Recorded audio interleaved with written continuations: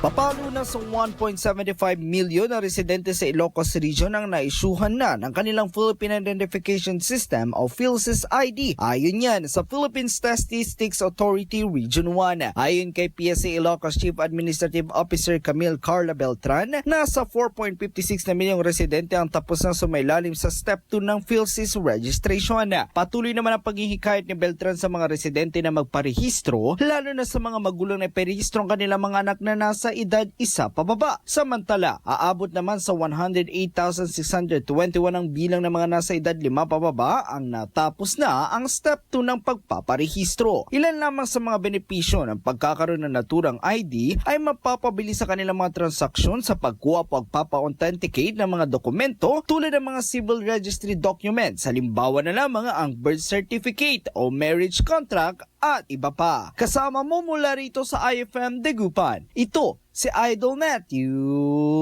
Pacheco. Tatak IFM. IFM News. IFM News. IFM News.